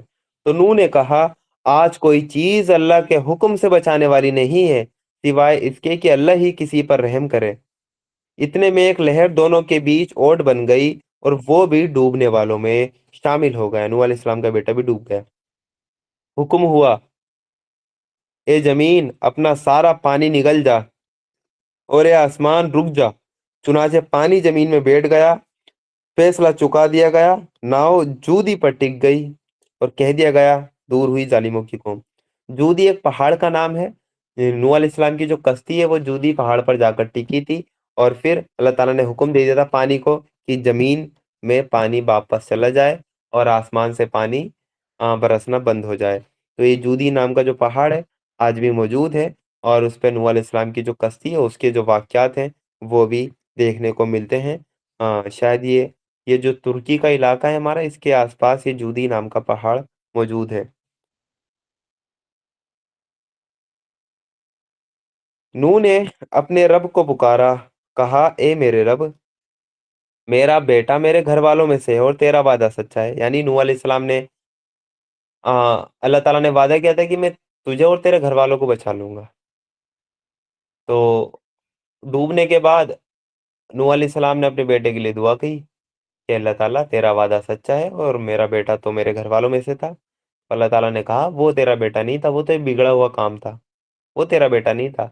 यानी जो ब्लड रिलेशन का भी ताल्लुक है ना वो भी ईमान से है। اگر وہ ایمان والا ہوتا تو ہاں تیرے گھر والوں میں شامل تھا، لیکن وہ ایمان والا نہیں ہے تو اس لیے وہ تیرا بیٹا بھی نہیں۔ تو یہ بات ہمیں بھی سوچنے کی ہے کہ ایمان سے ہی مطلب تعلق ہے۔ کسی کا والد اگر کافر ہے تو وہ اس کے جو حق ہے وہ ادا کرے گا، لیکن اس کا اصل وہ باپ وہ نہیں رہتا پھر، یعنی جو روحانی باپ ہوتے ہیں وہ نہیں رہتے، اس کے گھر والوں میں شامل نہیں ہوتا۔ وہی نوح علیہ السلام کو جواب دیا گیا۔ نوح نے اپنے رب کو پکارا، کہا اے رب، میرا بیٹا میرے گھر والوں میں سے ہے اور تیرا وعدہ سچا ہے، اور تو سب حاکموں سے بڑا اور بہتر حاکم ہے۔ جواب میں کہا گیا، اے نوح، وہ تیرے گھر والوں میں سے نہیں ہے، وہ تو ایک بگڑا ہوا کام ہے، اس لیے تو اس بات کی مجھ سے درخواست نہ کر جس کی حقیقت تو نہیں جانتا۔ میں تجھے نصیحت کرتا ہوں کہ تو اپنے آپ کو جاہلوں کی طرح نہ بنا لے۔ نوح نے فوراً کہا، اے میرے رب، میں تیری پناہ مانگتا ہوں اس سے کہ وہ چیز تجھ سے مانگوں جس کا مجھے علم نہیں۔ اگر تو نے مجھے معاف نہ کیا اور رحم نہ کیا تو میں برباد ہو جاؤں گا۔ حکم ہوا، اے نوح، اتر جا، ہماری طرف سے سلامتی اور برکتیں ہیں تجھ پر اور ان گروہ پر جو تیرے ساتھ ہیں، یعنی ناؤ سے نیچے اترنے کا یہ حکم دیا گیا۔ اور جو کچھ اور کچھ گروہ ایسے بھی ہیں جن کو ہم کچھ مدت تک زندگی کا سامان بخشیں گے، پھر انہیں ہماری طرف سے دردناک عذاب پہنچے گا۔ اے نبی صلی اللہ علیہ وسلم، یہ غیب کی خبریں ہیں جو ہم تمہاری طرف وحی کر رہے ہیں، اس سے پہلے نہ تم اس کو جانتے تھے نہ تمہاری قوم۔ یعنی یہ اللہ کے رسول صلی اللہ علیہ وسلم کے حق ہونے کی مطلب کی دلیل ہے کہ نوح علیہ السلام کا واقعہ یہ جو غیب کی خبروں میں سے ہے، اللہ کے رسول نہیں جانتے تھے، نہ تمہاری قوم اس واقعے کو جانتی تھی، لیکن تم انہیں ایگزیکٹ وہی واقعہ بتا رہے ہو، جیسے جیسے ہوا ویسے ہی بتا رہے ہو، تو اس کا مطلب یہ واقعی اللہ تعالیٰ کی طرف سے ہے اور تم واقعی میں ہی اللہ تعالیٰ کے پیغمبر ہو۔ یہ اللہ کے رسول صلی اللہ علیہ وسلم کے حق ہونے کی دلیل تھی۔ تو پھر اللہ تعالیٰ نے کہا، تو صبر کرو، آخری انجام پرہیزگاروں ہی کے حق میں ہے۔ اب عاد علیہ السلام، جو ہود علیہ السلام ہے، ان کی قوم کا ذکر آئے گا۔ ان کی قوم کا نام تھا عاد، ان کے بارے میں ذکر آئے گا، انہوں نے اپنی قوم کو وہ کیسے دعوت دی اور ان کی قوم پہ کیسے عذاب آیا۔ اور عاد کی طرف ہم نے ان کے بھائی ہود کو بھیجا، اس نے کہا، اے میری قومی بھائیو، اللہ کی بندگی کرو، تمہارا کوئی خدا اس کے سوا نہیں ہے، تم نے صرف جھوٹ گڑھ رکھے ہیں۔ اے میری قومی بھائیو، اس کام پر میں تم سے کوئی بدلہ نہیں چاہتا، میرا بدلہ تو اس کے ذمے ہے جس نے مجھے پیدا کیا ہے، کیا تم عقل سے ذرا کام نہیں لیتے؟ اے میری قوم کے لوگو، اپنے رب سے معافی چاہو، پھر اس کی طرف پلٹو، وہ تم پر آسمان کے دہانے کھول دے گا اور تمہاری موجودہ قوت پر اور قوت بڑھائے گا، اور مجرموں کی طرح منہ نہ پھیرو۔ انہوں نے جواب دیا، یعنی قوم نے ہود علیہ السلام کو جواب دیا، اے ہود، تو ہمارے پاس کوئی کھلی گواہی لے کر نہیں آیا ہے، اور تیرے کہنے سے ہم اپنے معبودوں کو نہیں چھوڑ سکتے، اور تجھ پر ہم ایمان لانے والے نہیں ہیں۔ ہم تو یہ سمجھتے ہیں کہ تیرے اوپر ہمارے معبودوں میں سے کسی کی مار پڑ گئی ہے۔ ہود نے کہا، میں اللہ کی گواہی پیش کرتا ہوں، تم گواہ رہو کہ یہ جو اللہ کے سوا دوسروں کو تم نے خدائی میں ساجیدار بنا رکھا ہے، اس سے میں بیزار ہوں۔ تم سب کے سب مل کر میرے خلاف اپنی کرنی میں کسر نہ اٹھا رکھو اور مجھے ذرا مہلت نہ دو۔ میرا بھروسہ اللہ پر ہے جو میرا رب بھی ہے اور تمہارا رب بھی، کوئی جاندار ایسا نہیں جس کی چوٹی اس کے ہاتھ میں نہ ہو، بے شک میرا رب سیدھی راہ پر ہے۔ اگر تم منہ پھیرتے ہو تو پھیر لو، جو پیغام دے کر میں تمہارے پاس بھیجا گیا وہ میں تم کو پہنچا چکا۔ اب میرا رب تمہاری جگہ دوسری قوم کو اٹھائے گا، تم اس کا کچھ بگاڑ نہ سکو گے، یقیناً میرا رب ہر چیز پر نگراں ہے۔ یعنی ہود علیہ السلام کی قوم نے بھی ان کی نافرمانی کی اور ان کے اوپر ایمان نہیں لائی، تو پھر اللہ تعالیٰ نے ہود علیہ السلام کی قوم پر بھی عذاب وہ نازل کر دیا۔ آیت نمبر 58 سے، پھر جب ہمارا حکم آ گیا تو ہم نے اپنی رحمت سے ہود کو اور ان لوگوں کو جو اس کے ساتھ ایمان لائے تھے نجات دے دی، اور ایک سخت عذاب سے انہیں بچا لیا۔ یہ ہے عاد، اپنے رب کی آیتوں سے انہوں نے انکار کیا، اس کے رسولوں کی بات نہ مانی، اور ہر جبار یعنی حق کے دشمن کے پیچھے چلتے رہے۔ آخرکار اس دنیا میں بھی ان پر پھٹکار پڑی اور قیامت کے دن بھی۔ سنو، عاد نے اپنے رب کا انکار کیا، سنو دور پھینک دیے گئے یاد ہود کی قوم کے لوگ۔ ہود علیہ السلام کے بعد، کیونکہ ان کی قوم پہ عذاب آ چکا تھا، ان کے بعد انسانی نسل آگے چلی، اور پھر ایک اور قوم تھی جو کہ سمود ایک قوم تھی، ٹھیک ہے۔ سمود کی طرف اللہ تعالیٰ نے صالح علیہ السلام کو نبی بنا کر بھیجا تھا۔ اب ان کی دعوت کا ذکر ہے، اور وہ قوم بھی اپنے نبی کی دعوت کا انکار کر دیتی ہے، ان پر ایمان نہیں لاتی، صرف کچھ لوگوں کے سوا، اور اللہ تعالیٰ ایمان والوں کو بچا لیتے ہیں اور کافروں کو عذاب میں مبتلا کر دیتے ہیں۔ اور سمود کی طرف ہم نے ان کے بھائی صالح کو بھیجا۔ اس نے کہا، اے میری قوم کے لوگو، اللہ کی بندگی کرو، اس کے سوا تمہارا کوئی خدا نہیں ہے۔ وہی ہے جس نے تم کو زمین سے پیدا کیا اور یہاں تم کو بسایا ہے، اس لیے تم اس سے معافی چاہو اور اس کی طرف پلٹ آؤ۔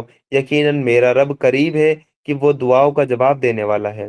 انہوں نے کہا، اے صالح، اس سے پہلے تو ہمارے بیچ ایسا شخص تھا جس سے بڑی امیدیں کی جا رہی تھی۔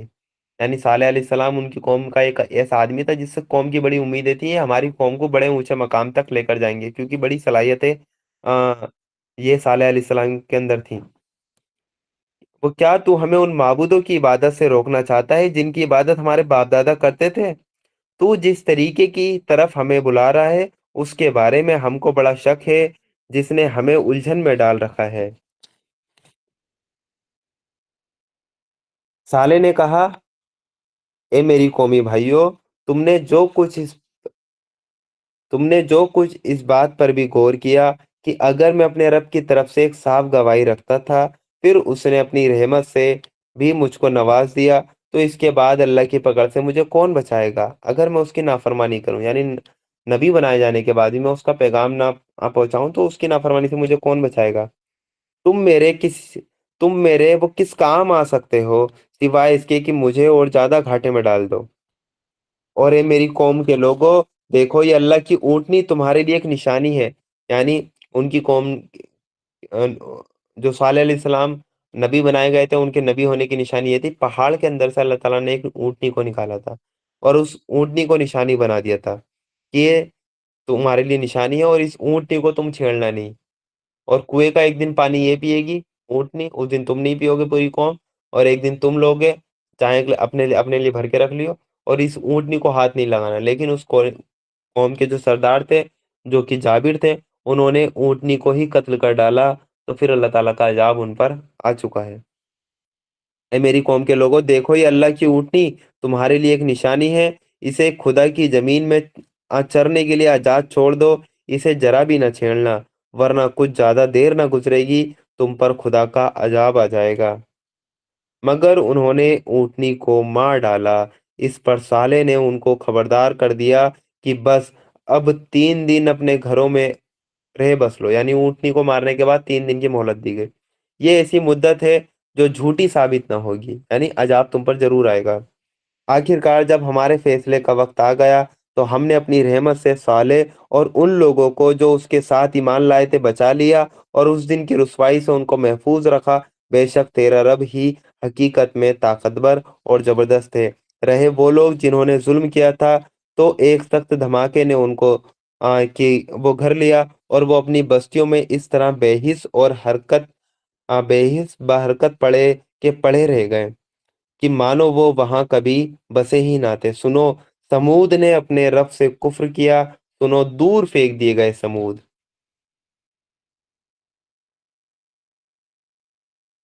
اور دیکھو ابراہیم کے پاس ہمارے فرشتے خوشخبری لیے ہوئے پہنچے، کہا تم پر سلام ہو۔ ابراہیم نے جواب دیا، تم پر بھی سلام ہو۔ پھر کچھ دیر نہ گزری تھی کہ ابراہیم ایک بھنا ہوا بچڑا ان کی مہمانی کے لیے لے آیا۔ یعنی ابراہیم علیہ السلام کی مہمان نوازی دیکھیں یہاں پہ، کہ فرشتے آئے تھے انسانی شکل میں ابراہیم علیہ السلام کے پاس، سلام کیا، دعا سلام ہوئی، اور اتنی دیر ہی گزری تھی، ابراہیم علیہ السلام نے انہیں بٹھایا ریسٹ کرنے کا، ان سے کہا، اور ان کے لیے بھنا ہوا بچڑا لے کر آئے، یعنی مہمان نوازی۔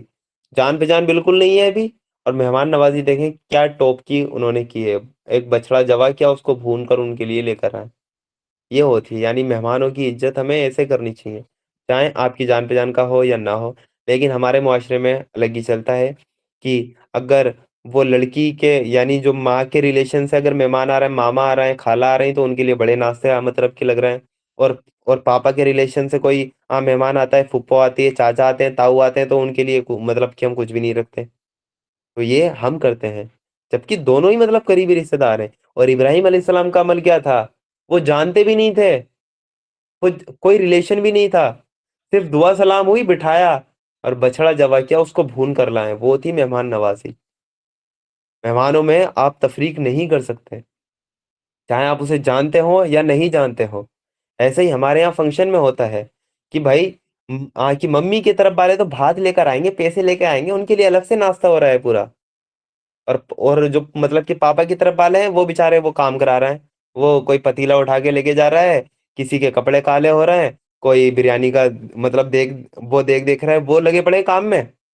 और जो मम्मी के रिश्तेदार हैं, वो भाई क्योंकि पैसा देंगे, वो भात देंगे, तो उनका नाश्ता बड़ी आओ भाव ताव से मतलब कि हम कर रहे हैं।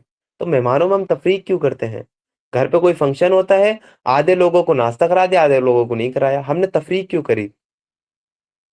किसी के घर बारात आई, तो बारातियों को नाश्ता हो रहा है और बाकी जो मेहमान है उनमें तफरीक क्यों कर दी?